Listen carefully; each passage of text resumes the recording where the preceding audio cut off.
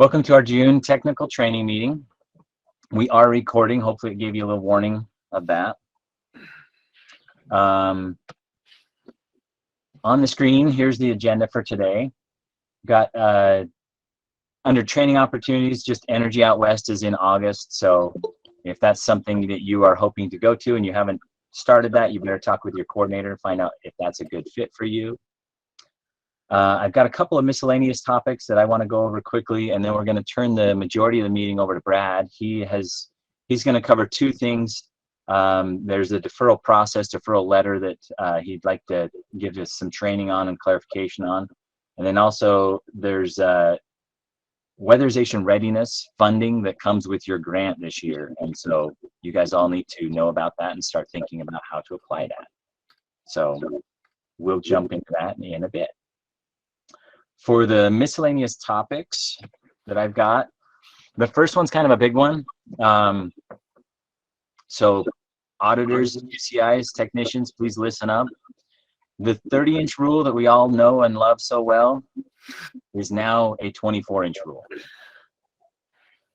All right, we can end the meeting and go home, right? No, for real, we are changing the 30-inch rule down to 24 inches. We have felt for a very long time that the 30-inch rule was basically we were missing a lot of opportunities to serve our clients, and we've seen a lot of things where we felt we could have very easily and safely installed energy conservation measures and other measures to help our clients out, and we've missed those opportunities. So we are lowering the height to raise the bar. That is going to be in the guidelines. It's basically, it was never in the guidelines before, if anybody went looking for it. It used to be in an old field guide, but all of that doesn't really matter. We put it in the guidelines in section E. It's under worker safety, under confined spaces. And so just here on the screen, the red language is the new stuff that's in the guidelines. So after the part where it says we are following OSHA's confined space standard, it says in addition to the OSHA standard, spaces with openings less than 18 by 22 inches, so that's the door into the space, and areas with a clear height less than 18 inches, or a clear width less than 24 inches, or where the majority of the area has a clear height less than 24 inches, shall be considered non-accessible for the purpose of weatherization activities. So if the opening is less than 18 by 22, or if the majority of the area has a clear height less than 24 inches, then it would be considered non-accessible. If it's 24 or greater, and that's the majority of the area, then we expect that those measures would be installed. There's a couple of points of clarification there that we have also added. And so let me just go through those. So bullet point C, this says, unless it is technically not feasible, agencies shall either add or modify openings, such as attic or crawl space openings, whenever the opening size or absence of an opening would prevent the installation of an ECM. The addition or modification of an opening shall be done as an IRM or as part of an NAM. So our expectation is not only that, you know, if you get into a situation where the opening is too small to get in there and do the work, if it's feasible, if it's structurally feasible for you to make that opening bigger and then you'd be able to do the work, the expectation is that you would do that as an incidental repair to the energy conservation measure that you're going to do. The other thing is that limited access should not be the sole reason a measure is not installed. Alternate methods such as, and these are just a couple examples, such as sealing duct from inside the house, where you'd have the weatherization crew go in and mastic everything they can reach, or you could use a product like AeroSeal. Insulating belly from the perimeter, or pre-assembling ductwork to be fed through spaces with clearance issues, etc. Those types of things should be considered when you're, you know, in those situations. And then the last thing, this expectation has been there all along. I think everybody understands it, but we went ahead and put it in writing anyway. Whenever an ECM is not installed due to space constraints, the reason it could not be installed, including information on barriers to alternate installation methods, must be clearly documented in the corresponding comments section of the AO1 input report of the energy audit. So if you get into a situation where you do have a height limitation, that must be documented on the audit. Or if you do have a height limitation and you've considered everything else that you can do and it just is not feasible, that should be documented as the reason why you could not install that measure. Questions on this one? Matt, I'm Yes. assuming the documentation should include photos, correct? Photos, yes. Our auditors are really good at that. So this is one rule that you guys, auditors, have been amazing at implementing, this 30-inch rule. And for some reason, your technicians have been amazing at it, and your QCIs have been awesome at it. I hope you guys are just as amazing at implementing the 24-inch rule. But your auditors have done a fantastic job of photographing what the height is when they get into a crawl space and things like that. But please continue that. And then this is effective on July 1 of this year. So if any home that is audited on or after July 1 of this year, this rule applies to it. Does that make sense? All right. Next thing, in the past couple of months, we have pushed out a couple of new forms. And for the most part, it looks like everybody's using them. I just wanted to say one more time, these are the new forms.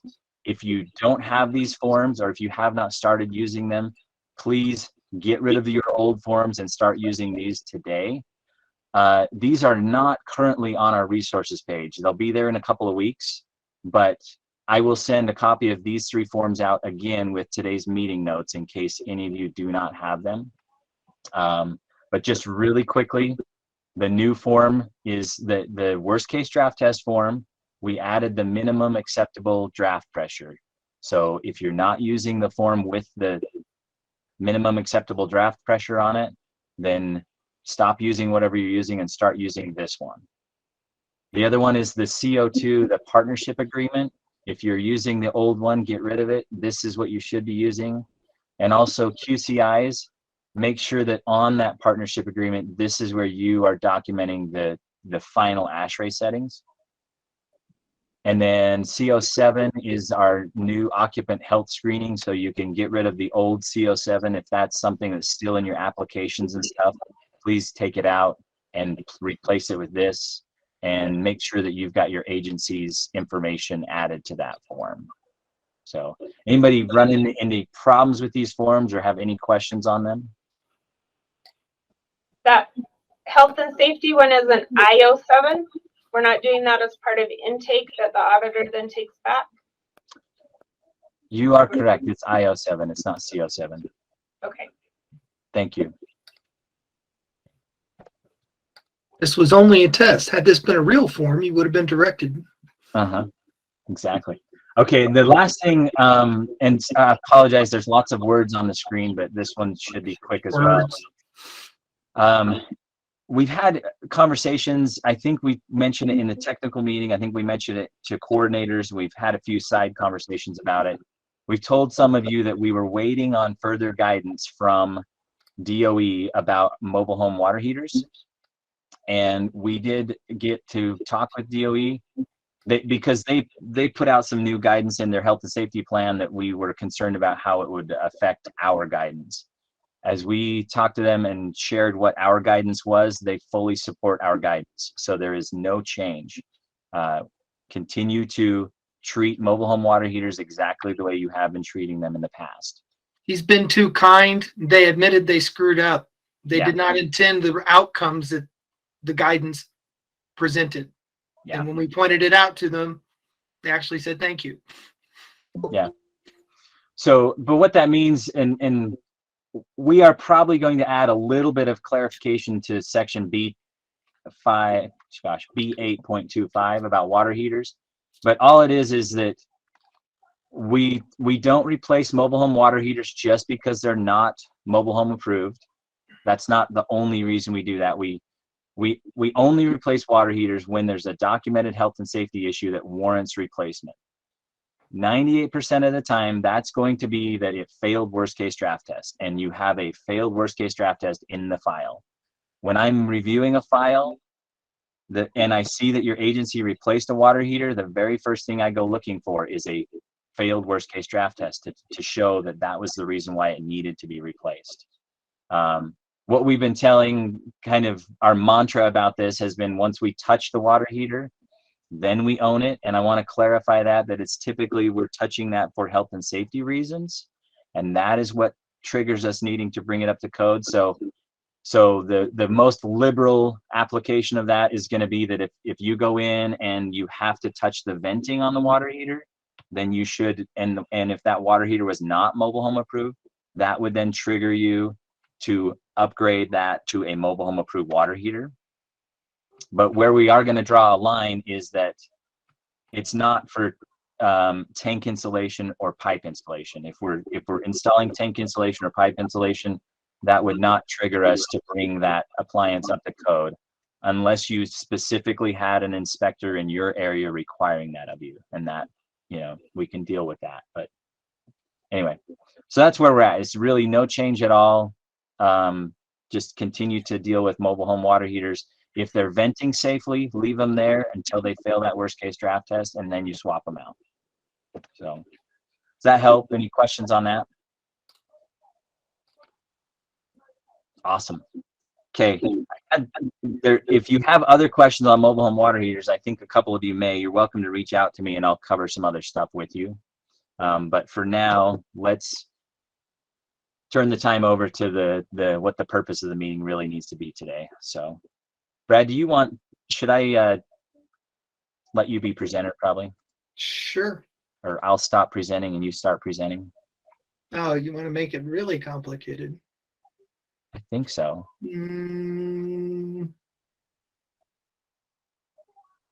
Survey says, yeah, that worked. Deferral service. All right. So yeah, it starts with the form, the deferral of service notification form that's been around for quite some time in multiple iterations is going away. We're retiring it. There's just been issues over the years. It was originally, built for one purpose. As the program has evolved and grown, the form really has not adapted well to what we need to be doing today. The final nail in the coffin was that program notice from Department of Energy on health and safety, program notice 22-7, which drove us back to reevaluating several things, which should, seen some other forms getting generated. And the emphasis that came out of 22-7 when it came to deferral was, there was just certain standards that we weren't meeting with this form. It was very simple and easy to use, and part of the reason it was simple and easy to use because it didn't cover everything. So we're transitioning to I09, and it's going to be a deferral template. And as the bullet point tells you, this will be a written letter from the agency. No form actually exists. There's just a template that will guide the user to include all the elements that are needed. Likewise, I built a sample letter to show what that can look like. So again, we're establishing a standard of what we expect to see. It's up to you to create a document per job to fit the needs for that deferral. And as long as it includes all those elements, it will be in compliance. So the deferral template, obviously that's a micro shot there. You can't quite see it, but it's broken down into several different sections. It will start, as you've heard in multiple meetings, it's an agency branded document. It will contain all of your documentation on your letterhead, whatever the case may be. The red highlight there is just simply showing that any of these documents that are in bold are required items, and then there'll be some blue text later on that is narrative to explain what needs to be in those. The first thing you'll notice there are two dates. There's notification date and assessment date. These are non-negotiable. These are directed by Department of Energy and Program Notice 22-7. Notification date obviously is the date the letter is being sent. Assessment date is the date that you were on site and identified the deferral barrier. There are times, yes, that could be the same date. You don't get to circumnavigate that. You will need to include both a notification date header and an assessment date header.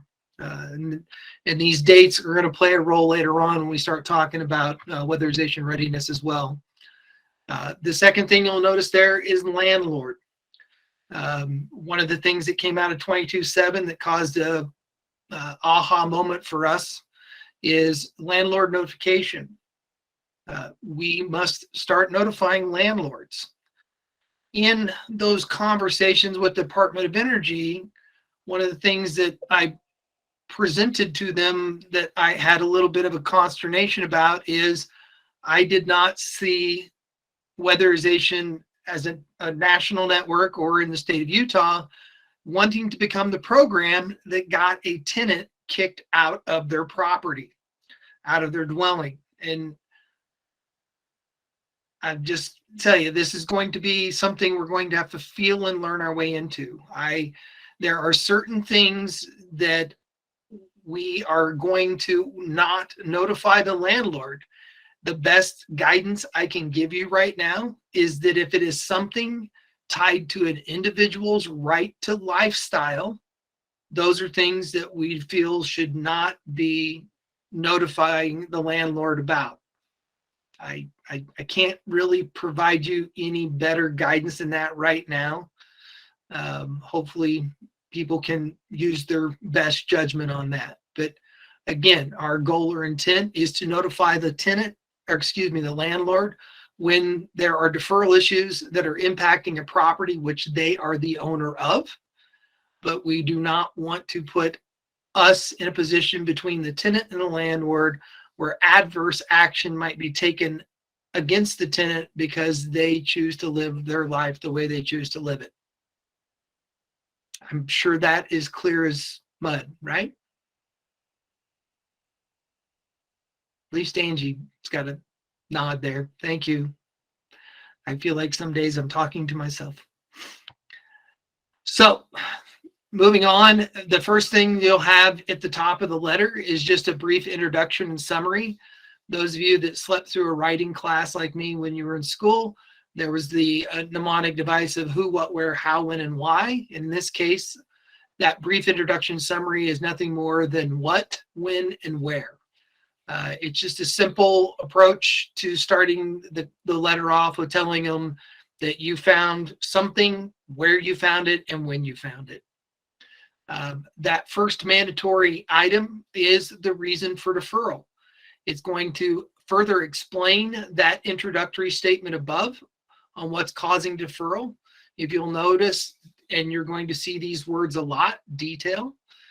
This must explain in detail how the identified issues are preventing either A, the completion of an audit, or the installation of an ECM or an HSM that's tied to an ECM.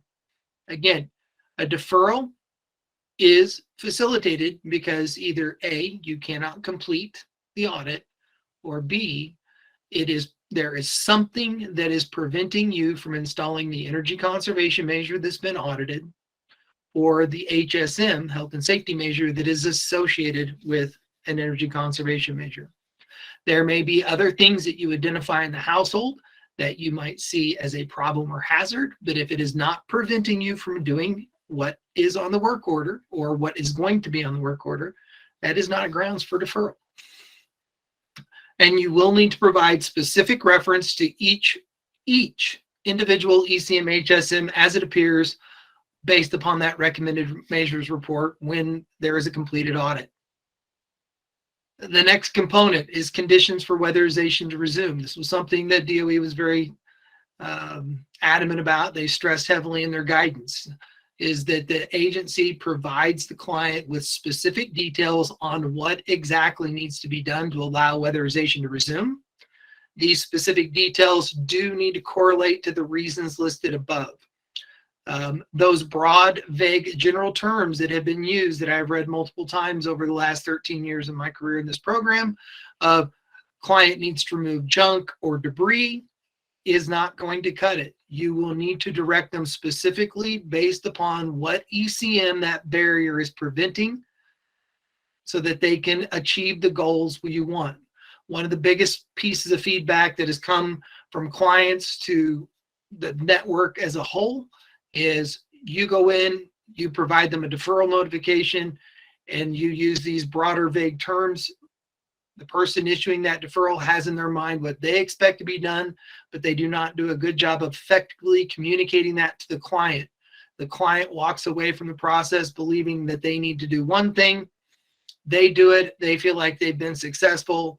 Somebody comes back and says, no, that's not good enough. And you get into this back and forth situation. People become frustrated on both sides. Tempers can flare, complaints get filed. And so we want to make sure that you clearly communicate to the client what specifically needs to be done. That next portion is time limits. You will need to establish the time limits that the client has to correct those issues. There is section E5 in the guidelines that gives you that information. As long as the agency develops some internal written policy, which would be something that was included in their weatherization operations plan submitted at the beginning of the program year with their grant application, they could exceed that 30-day limit that's put in E51C, but it shall not exceed at any point 60 days. We are not going to keep allowing these extensions or something and let this thing carry on for months and years. That is not the intent behind deferral of service. At some point, we must draw a line. That line maximum by the state is 60 days. If they haven't achieved a removal of deferral service barriers by that time frame, the application is closed and they can reapply at any point once those problems have been corrected. The right to appeal is a notification that must be included in the letter. It is not the intent to put the entire appeal policy in that letter. What is expected of that initial deferral of service notification letter is that you notify them of the next level. The next level of appeal then has the responsibility to notify them of the level after that. As you can see, the first level of appeal is local resolution. It is why I strongly recommend that you do not have your agency coordinator sign the letter. The person that identifies the deferral should be the one that's notifying the client or sending and signing that letter. And then that first right of appeal is to the agency coordinator. They will then investigate and try to resolve the problem. If that is not resolved at the local level, the next level is the state, which in this case is me.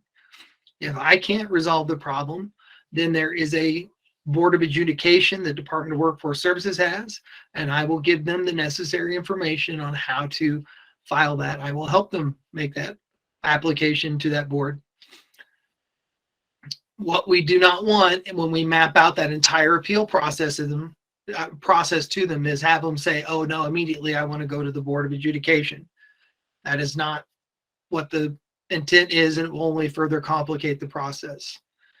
Again, in the 13 years I've been associated with this program, we've had absolutely zero clients that have ever had to go that far. More often than not, we're able to take care of the problem at the local level. Once in a blue moon, it comes to me.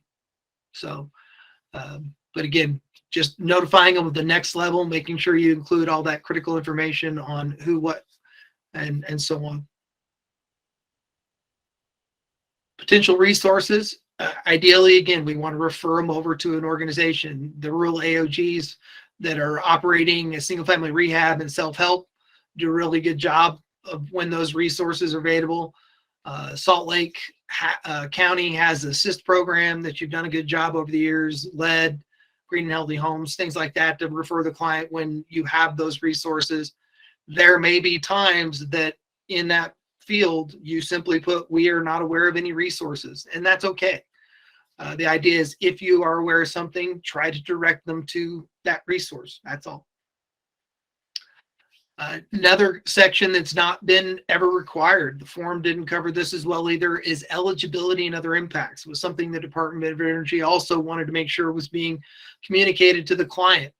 And you need to notify them of what this deferral does to their eligibility and what will, if there are any other impacts along the way.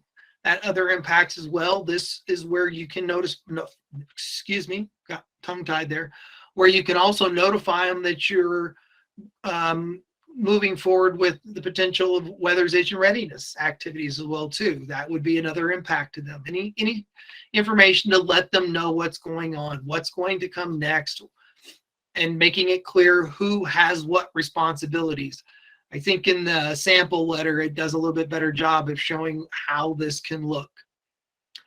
And then that last part down there is a closing statement, an opening statement. You tell them what you're going to tell them.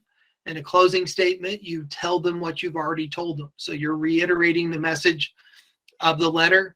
You do want to make sure that they understand who and where to contact that person for an inspection if they feel that they've met the conditions of weatherization resumption further up in the letter. So that is the basic template. Again, not the easiest view from here, but that is a sample. I want you to take a note there on the far right, that attachment or enclosure page came with them. The use of images. This was something in October when we had the auditors and QCIs up for technical training for a couple of days, end of last year, that we talked about in deferral notification. You're out there during the audit taking a tremendous amount of photo documentation. You've been doing a wonderful job of that for years. This is one of the most effective ways to communicate to the client what your exact expectations are for things that need to be corrected. If you're able to see it hopefully very clearly, or at least somewhat clearly, that upper picture identifies the make-believe cause for deferral, which in this case was a sewage leak in a crawl space. It's showing where the leak was identified. It shows the debris that needs to be removed from the crawl space, the water, etc. And then the lower section in image 2 is actually referenced up in the ECMs and HSMs. And so those were the specific measures that this barrier is preventing the installation of them. So once one agency, Utah Community Action's already tried this out, they felt like it was a pretty effective tool. Appreciate them kind of being the guinea pig on that.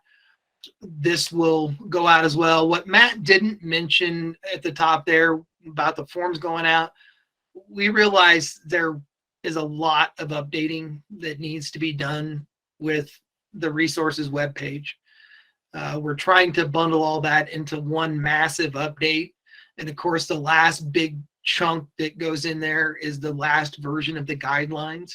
So I'm kind of dragging my feet intentionally, waiting for that last little bit of feedback on the DOE grant application to make sure we don't have any other changes. It looks like we've made it through the technical evaluations, and so I don't think we're going to see any other feedback from them there.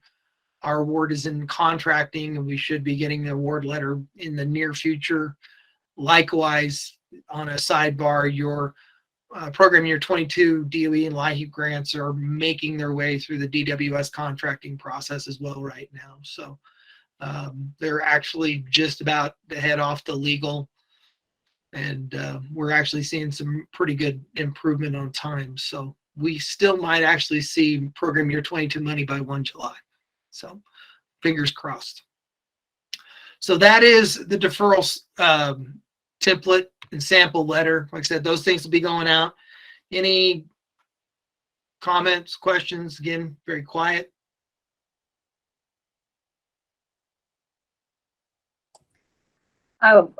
We did get some good feedback from the auditors that have used this form already. They really like the ability to be more clear with what they're trying to express and being able to include photos. So it's been working really good so far.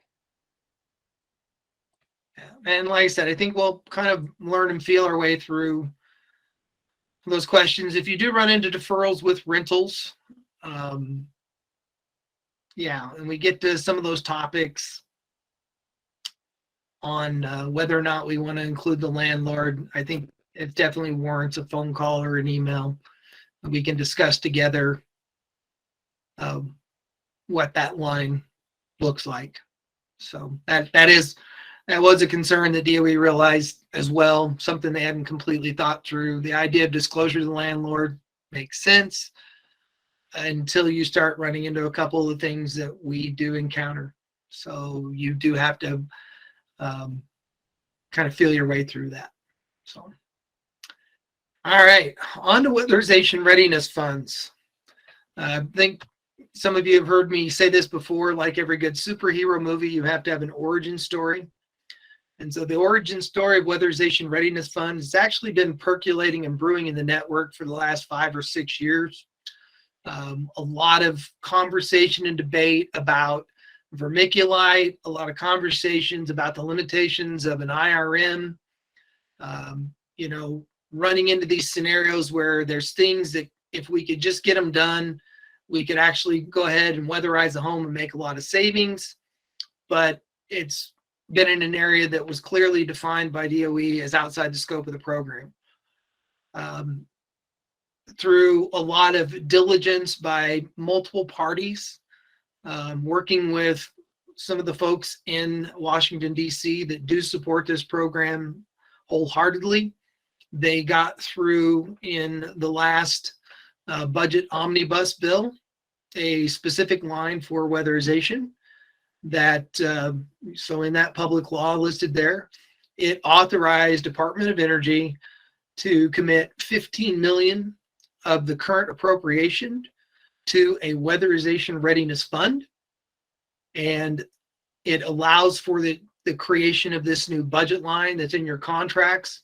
And as if you will note in the bold, is expressly prohibited at being used against the bipartisan funding. So this will only be on your formula grant money. And as your coordinators found out about a month ago, we do not have the ability to braid formula grant money and stimulus money together. So we're going to have to make sure we, you know, for you Ghostbusters fans, we don't cross the streams. So Department of Energy issued Program Notice 22-6 to outline their expectations of weatherization readiness funding.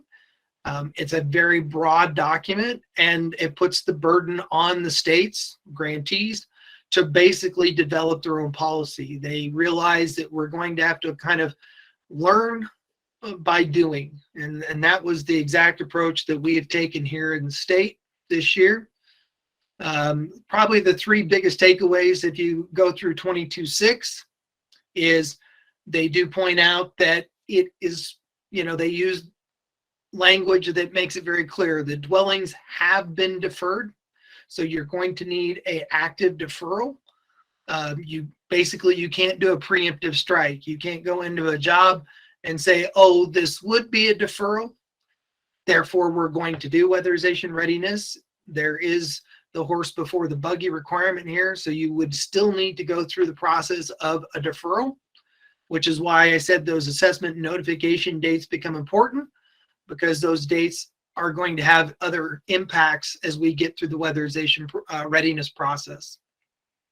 The funding will be specifically targeted to reduce the frequency of deferred homes for work that's outside the scope, with that goal of getting them back into the loop.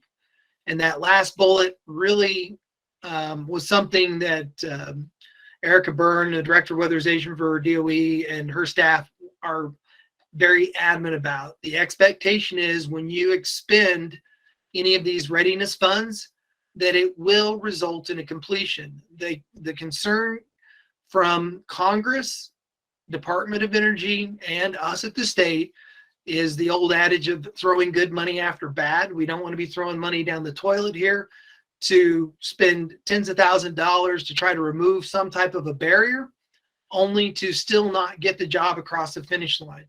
If we're going to invest additional money outside of our weatherization funding into this job to remove those problems, we need to be getting a completion. And policy is going to reflect that. Understand, while this is a great opportunity to finally help some of those people that we've been leaving on the sidelines, there is, like everything in this world, a consequence. If your agency goes down the road of spending weatherization readiness funds, and at some point it is determined that this job will not result in a weatherized unit completion as defined by policy, the agency will have to use their own non-federal funds to cover the expenses incurred. They will not be able to charge that off to the grant. So you will have to see a guaranteed result of getting this job back in the game to use this money. So keep that in mind. There are consequences. So while it might seem like a good idea on the surface, you want to make sure you put enough time and energy into making sure that what you're going to do will make sure weatherization can proceed. So our plan, we have roughly $160,000, just a little bit under for the first year. Our proposal to DOE, for lack of better words, is that we're taking a pilot approach because we have to learn. We don't know what we don't know. And so we need to figure this out. When the coordinators and my staff met in Richfield last month, was it last month? I don't know. It's all blurred now. We discussed several options on how to approach this. Some of the folks across the network did a little bit of research to get us an idea of what approximate cost of certain things might be. And we took a research methodology approach here. So we made a decision collectively as a group. There's 3 agencies that are going to be investigating vermiculite abatement this year, in the coming year. And so that's going to be Utah Community Action, Bear River AOG, and 6 County. And we're hopeful that we'll do somewhere between 5 and 7 vermiculite abatement jobs. And we funded those agencies approximate to what we think that's going to cost us. And that was before the days of 6-gallon diesel fuel. So all bets are off. And we have 4 agencies that are going to investigate the balance of the state. They're going to investigate some of the other allowable deferral issues. One of the things that we realized as we were working on this is that, quite frankly, we pretty much already do all the components of what weatherization readiness is about. We have provisions and experience in working with contractors, procurement, some of the health and safety testing and other things. In most cases, existing policy is really going to drive what we do. There's a little bit of work to flush out the actual readiness process, which we're going to cover here in a minute. The one thing we did come to the conclusion on this, while we're not saying it's unallowable, we do believe that contracting this work is going to be the best solution. We see that if we start trying to utilize our in-house crews to do this work, it's going to become a distraction from the rest of the weatherization production through the course of a program year. And more than likely, it's going to impact your ability to meet contract. So the idea of doing, and most of this stuff, while there's probably, we have a lot of talented people on staff and they have the skills and ability to do it, it's just going to be actually easier and faster. Obviously vermiculite, nobody's going to have the capacity to do that. Some of the other things that get into electrical and plumbing, we're going to be needing licensed contractors anyway. So we believe this is probably going to be our best approach. So to give you an idea, we did map this out in a flow chart process. For those of you people that had suspicions, yes, it's true. Turner's been a bad influence on me. I'm doing stuff like this now. So we'll try to zoom in here and make it a little bit easier for everybody to read. And so, again, everything starts with an identified cause of deferral. And once that deferral has been wrote, using this new template and everything, you actually need to start identifying what those specific barriers are that are preventing the installation of those items. And so, yes, there does need to be an audit to determine allowability of readiness work. We understand there are some scenarios where you might not have been able to complete the audit because of those things. That's automatically a caution flag. If you can't produce, if you didn't get enough data to produce, even if it's not an audit that would pass a monitoring from Turner, but at least enough to create a model to determine whether or not there's energy savings, this is not a job to be looking at weatherization readiness. That is already a red flag. Don't start going down this path. You need to have enough modeling data from the on-site visit that you can actually produce a recommended measures report and have some idea of what your audited MMBTUs are going to be if those barriers are not there. There are two provisions in policy that we're working on. There's selection criteria and then prioritization criteria. That selection criteria is audited MMBTUs saved. When you're looking at doing readiness work, you want to be trying to save the most BTUs for that client. If we're going to spend this extra money, we want to maximize or capitalize on our return on our investment. That green note up in the upper left corner there, like I said, it is impacted by the deferral date. So if the weatherization readiness scope of work in every agency approval is not completed within 60 days of that deferral date, you must close the job out just as you would a normal deferral job. So once you write that deferral and you make the decision to go to weatherization readiness, you as an agency are on the clock to have a scope of work done for the work and internal agency approval, which is the coordinator signing the work off, within 60 days. We do not want this to drag out for months and months. We start getting into questions about eligibility and a lot of other things. And so we are putting a clock on this part of the process.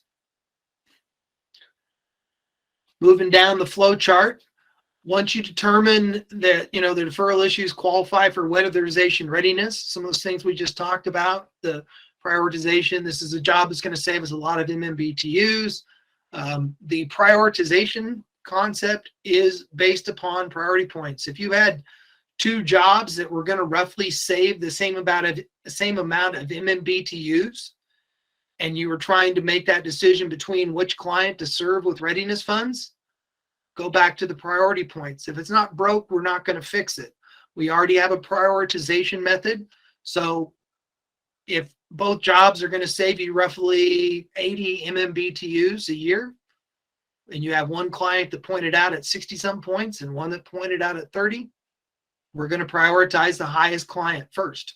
That's already basically how the program was designed and structured. It's in the guidance from CFR 440, and that's how we're going to keep doing business.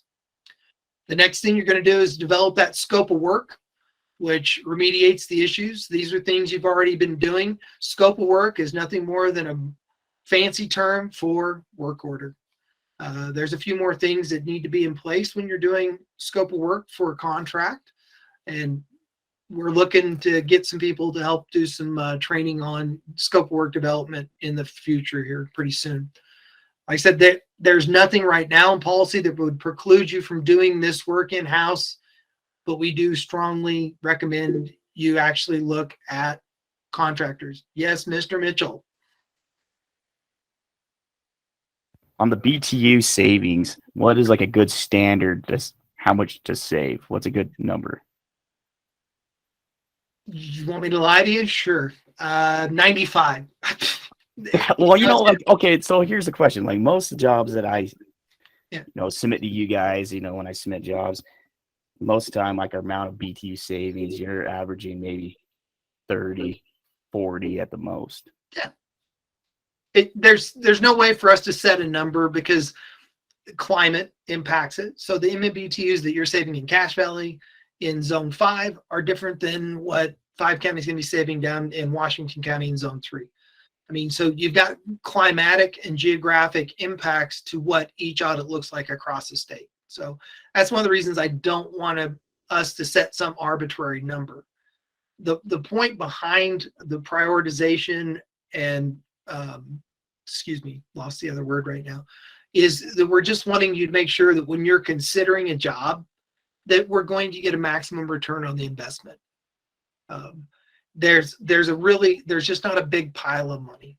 And like I said, we were looking, again, prior to fuel costs going out of control, we were looking at a vermiculite abatement job for what we believed an average weatherization home looked like, somewhere in that $13,000 to $15,000 neighborhood.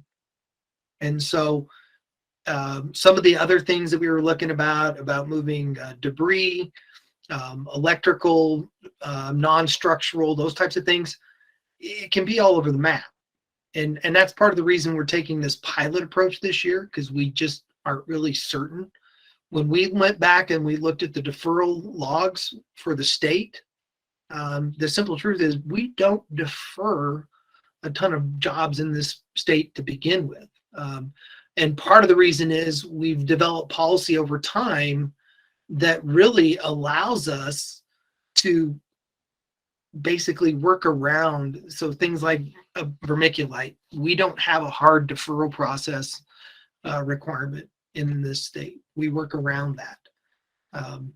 And so we think, we're going to learn a little bit, and that's kind of why we're taking this pilot approach in the first year. We just got to understand, now that we have these opportunities available.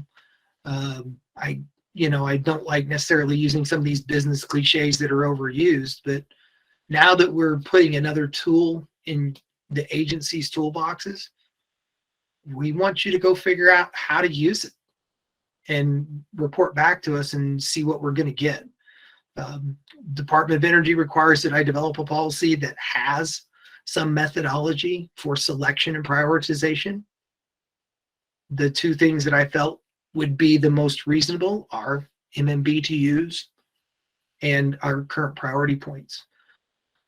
One of the things that Matt Dalton brought up when we met as a group in Richfield last month is it's going to take time for auditors like you, Zach, and the rest that are out there to start basically collecting and accumulating these jobs. It's that concept of overcoming inertia. We're at a standstill right now, and to get that ball moving, you need to queue and backlog some of these jobs. So jobs that maybe in the past, because policy allowed us to work around them, now we're going to go ahead and issue that initial deferral, and we're going to go through this weatherization readiness flow. We'll kind of bank these jobs, for lack of better words.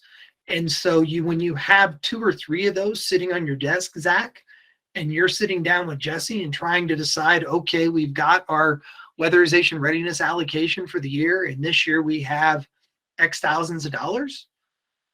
Which of these 4 jobs or 3 jobs are we going to do? First, you're going to evaluate those 3 or 4 jobs against each other on those audited MMBTUs. And you're going to want to look at the highest. Then the next thing, if you have 2 that look very similar, is those priority points. All right. Sounds good. Long enough answer for a short question? Yep. Okay. I already have a pile starting, so already got some. And that's kind of, what we concluded as we walked away from things last month in Richfield. You need a few in the bank, and then once you have those in the bank, you can kind of weigh that. And in 1 year, depending on how we decide to move forward with funding, there may come a year where prior to the next year's award, the agencies are going to have to basically come to us and bid the jobs. Maybe we make that decision based upon that scope of work and the estimates that you've already obtained. That maybe that's what we end up doing. We aren't sure yet how everything's going to really look, but that is one possibility where we could, based upon the allocation for a given year, that we take a competitive process in the state. And that way, again, we look at maximum BTUs first and then priority points second. So that's one idea. So cool. Well, thank you. So anyways, kind of jumping back in there, like I said, once you develop that scope of work, that next step in the process is obtain agency approval. Like I said, that's at an internal level. And so that's that first 60-day window. If you do put this stuff out to work and you don't get any bids back, again, there's another 60 days in there, then you're going to go ahead and have to close the job out. As we get into the weatherization readiness checklist, even though we're going to really start going fast because there's only 10 minutes left, I do put some checks in there where you need to be really thinking about before you even get to the bidding process and stuff. If you don't already know that you have contractors that can do the work, then you're wasting your time pushing it to bid, because these are things that when you go to that bid process, you already need to know that there's somebody out there that's going to do the work for you. Let's see, move a little bit further down here. Come on. There we go. So once you get to that next part, then you you'll make those determinations if the scope of work was within cost limits. Right now, we haven't really established anything in the way of cost limits because it's a pilot year. We're still trying to understand.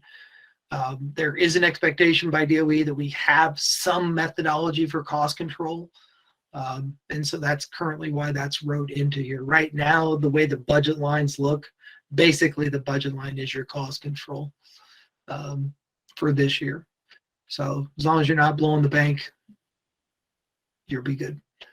And then there's a step for preparation of ready work. A lot of that's about notifying the client, making sure that agency resources are available, the execution of the readiness work.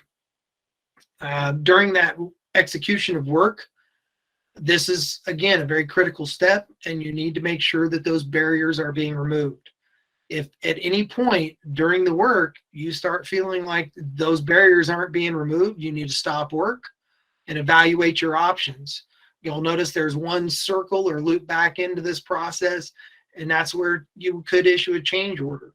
But we're not going to get into this vicious cycle, and so we are going to limit by policy that you're only issuing one change order. If you issue one change order and that barrier hasn't been removed still, you will be forced to go into that upper right portion there where you have to charge these expenses off to a non-LAP funding source. Again, that goal is to get those barriers removed and out of the way and put the job back in production. So you'll close the work out, report the readiness work, and then return the client back to the point to which the job was deferred. So that's a kind of a broad overview of how we think this flow is going to work. And I'm certain by the time some of you go through this, this will get modified. We do expect there to be learning and evolution of this process based upon your all's feedback. So again, we've created a checklist that will kind of walk you through that. This upper section, it is about making sure you've got a good deferral. Quite frankly, you could use this. I wrote this with two things in mind. One, as if I was creating my own monitoring checklist as a state program manager and I was monitoring a file. So I started putting the checks in there, the questions in there that I would be asking if I was trying to look through a pile of documentation. So that section on deferral, if I were reviewing a deferral, all those things would be questions I would be asking. And then the second section down there is the weatherization readiness prep. Going through making sure that you have a client that's DOE qualified, the complete deferral, an audit. It's probably a little bit hard to see. It's kind of small, but question number 5, is this a realistic project? Just because you can check all the boxes, if somebody doesn't ask the obvious question, should we really be trying to accomplish this? Is this realistic? And question 6, are there contractors that can do this work?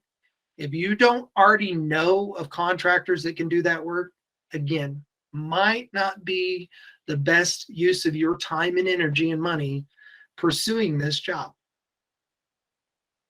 Are there, is there any case-by-case approvals needed by the state?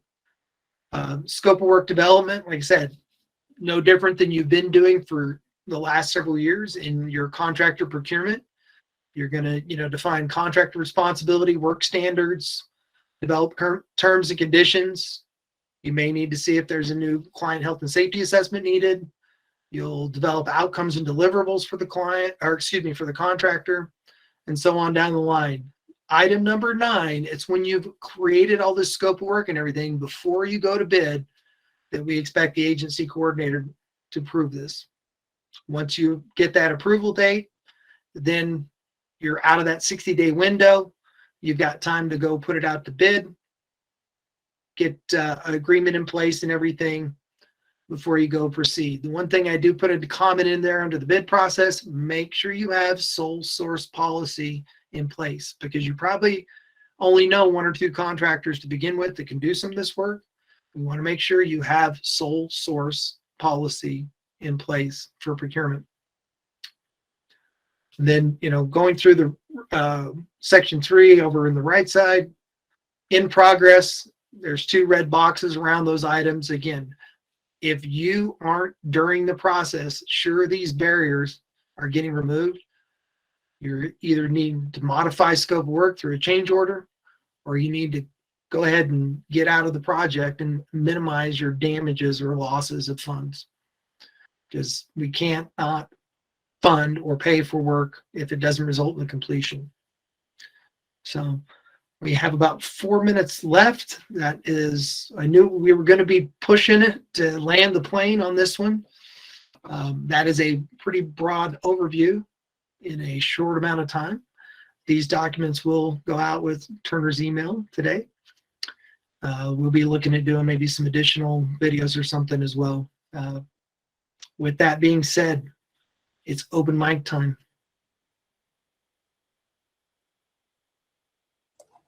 I just have a quick question before I run to another meeting.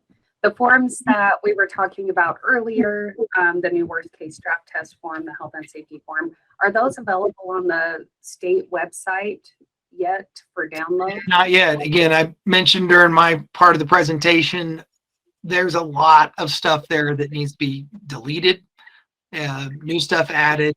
And I'm waiting until we get the last version of the guidelines for next year finished, and we're just going to send it all to the web people, the web team, for update. So which they're not out fine. yet. But I think he said that we should be using those, like the new worst case draft test form and everything already. Did you email those to us? We would like you, the official effective date. We're not going to set you up for failure. The official effective date is 1 July. We will have them up and posted on the resources page by 1 July. We would like you to start using them now. That's kind of the soft rollout, if you will, but it's not going to be held against you in a court of law or a monitoring report or anything else. No, I just want to get our brand on them. So if you have a minute to drop them in an email, great. If not, we can wait. Oh. So They will be attached to the email for this meeting today. okay. They have been attached to prior technical meetings if anybody's trying to find them, but I'll reattach them today. Yeah, I couldn't find it. So I'm sure I did something fun with my email. So yeah, I'll just wait for you to resend them. Okay, thank you guys. Yep. Not a single comment on weatherization readiness. Other than Zach. Sorry, Zach. Didn't mean to discount you there, buddy. Yeah, try to kick me out of here. Thanks. Yeah, I'll come apologize in person tomorrow, okay? Why, thank you.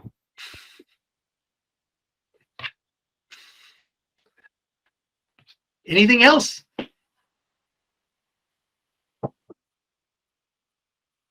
I guess not. All right. Well, fine. Be that way. Cool. Well, thank you Thanks, guys. Fred. Thanks, Matt. Yeah, as a reminder to coordinators, we had some homework based upon our meeting in May on preparing and planning for the stimulus money. Hopefully you remember your deliverables. July will be here very shortly. Yeah. All right, let's go ahead and end. Thank you guys so much. Have a great day. Yep. Thank you. See you later.